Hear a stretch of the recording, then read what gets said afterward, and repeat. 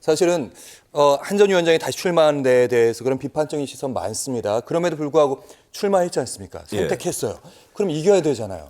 그러니까 지금 당장 그 친윤 쪽에서 처음에는 이제 나경원 이러다가 나경원은 원래 친윤과는 거리가 좀 멀었거든요. 내가 옛날 용산 대통령실에서 지난번 전당대회 때 나오겠다고 하니까 못 나오게 한다고 해서 난리가 났었지 않습니까? 연판장 돌고 연판장을 돌리는데 거기에 서명을 한 초선 의원들이 50명이 됐어요. 내가 그 50명 되는 국회의원 몇 명에게 당신들이 지금 국회의원이냐고 내가 질타를 한 적이 있습니다. 어떻게 국회의원이 돼서 할 짓이 얼마나 없으면 그리 짓을 하고 있느냐. 그렇게 비판을 한 적이 있는데 어쨌든 나경원 의원 지금 친윤에서 좀 밀어줘야 되지 않느냐. 거기다가 원희룡 전 의원이 갑자기 출마 선언을 했잖아요. 깜짝 놀랐습니다. 예, 원희룡 의원하고 나 의원하고 지금 여론조사를 하면 거의 비슷비슷하게 나와요. 이게 이제 재미있어요. 그래서 이번에 친윤에서 둘로 나뉘어서 대폭적인 지원을 막 해서 결국 이제 노리는 것은 뭔가 하면 첫 번째 선거에서 이 과반을 넘는 사람이 없도록 하자. 그래서 결선 투표로 가도록 하자. 그래서 나중에 결국은 한동훈이냐 반 한동훈이냐 뭐 이런 식의 대결. 그런데 과연 그런 대결이 국민들이 보기에 재밌는 대결일까요? 난 그렇게는 생각하지 않아요. 그런데 또 하나 걱정 어린 게 있습니다. 지금 이번에 4인방 중에 그 윤상현 의원, 나경원 의원은 원내인데 원희룡 그리고 한동훈은 원외란 말이에요. 네.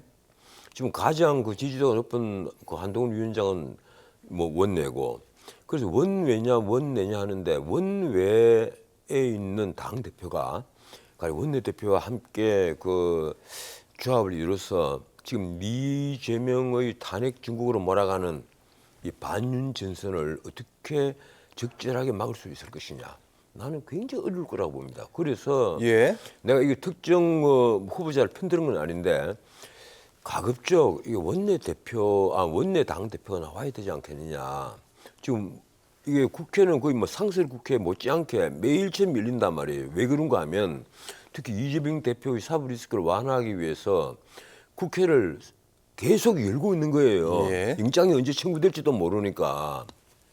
저희가 원론적으로는 그렇죠. 당연히 의원 배지를 달고 있는 당대표와 원내대표가 손이 잘 맞는 건 맞겠지만 그래도 워낙 인기가 한동훈 어대한이라는 얘기도 있고 사실은 내가 그 말씀드리면 꼭 드리고 싶은 말씀이 있습니다. 이재명, 한동훈 다 마찬가지입니다. 이번에도 안 그래도 갤럽에서도 이제 여론조사를 해서 좋아하는 뭐 정치인들에 관한 어떤 의견을 줬고 하는데 호감도를 줬고 했는데 오히려 이재명도 밑에 떨어져 있어요. 한동훈도 떨어져 있고. 그런데 한번 보세요. 이재명을 지지하는 사람보다 반대하는 사람 숫자가 더 많습니다. 한동훈을 지지하는 사람보다 반대하는 숫자가 더 많아요. 다만 지지하는 숫자만 다 뽑아놓고 보면 한동훈이 이쪽에서는 가장 높고 저쪽에서는 이재명이 가장 높다는 거예요. 그런 거지.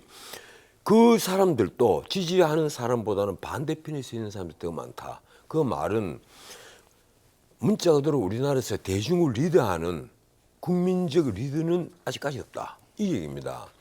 그래서 지금 가령 한동훈 위원장을 두고 우리가 한동훈 외에는 대안이 없지 않느냐 이러면 나경원이나 윤상현이나 이런 사람들이 들으면 섭섭하겠죠. 윤상현 의원 얘기하셨으니까 저희가 윤상현 의원이 의미 있는 발언을 했는데 그건 언급을 좀 하도록 하겠습니다. 그러니까 윤심에 관련된 얘기예요.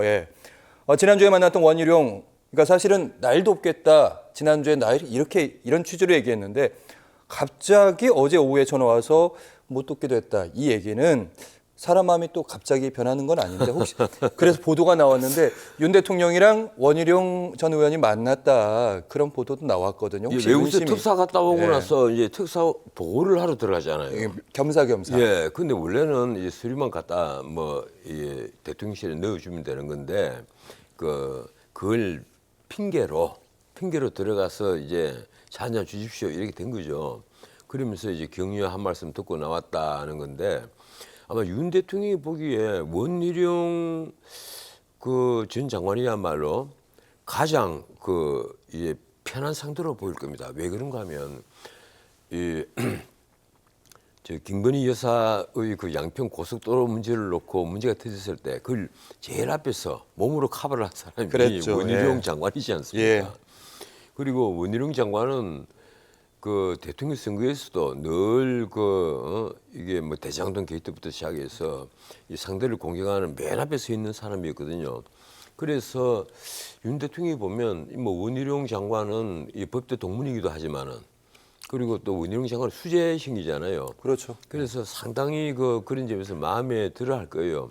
그리고 또 한편 보면 우리나라에서 가령 대통령이라 그 리더에 올라가는 사람이 계속 법조인이 할 거냐, 또 그 중에서 특히 검사 출신들이 계속 할 거냐, 뭐 이런 게 있습니다. 계속 이 수재인 인간들이 그 집권 대통령이 되었을 때 그래서 성공을 한 게 뭐냐?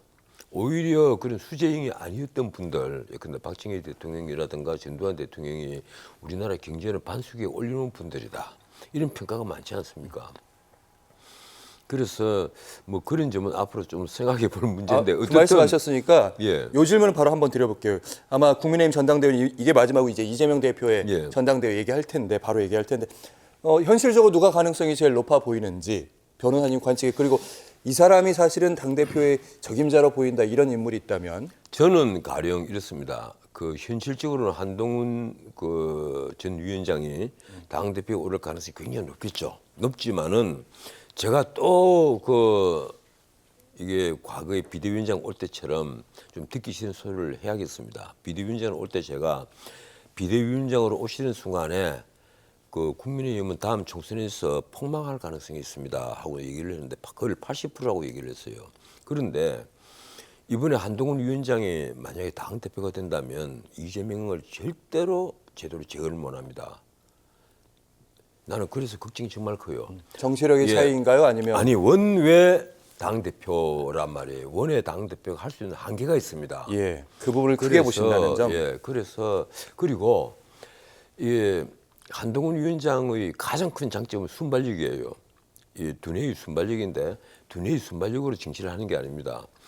이 무릇 리더가 되면 좀 묵직한 맛이 있어야 되거든요. 좀 묵직하고 둔탁한 맛이 있어야 됩니다. 그런데 한동훈 위원장에게는 이런 둔탁한 그런 맛은 전혀 없어요.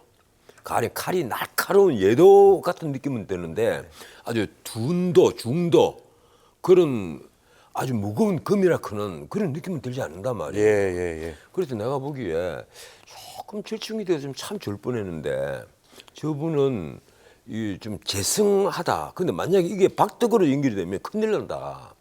이 대중이 그래서 보기에, 시간이 필요했다는 말씀. 대중이 보기에 재성 박덕으로 연결돼 버리면 큰일 난다. 쟤는 성한데 그래서 박덕으로 연결되지 않도록 본인이 부단하게 이 스스로 참고 견디는 힘을 길러야 되는데 네. 자, 어떻게 될까 이랬는데 지금 견디지 못하고 또 대표로 나오겠다고 하니 솔직히 말해 기가 막힙니다.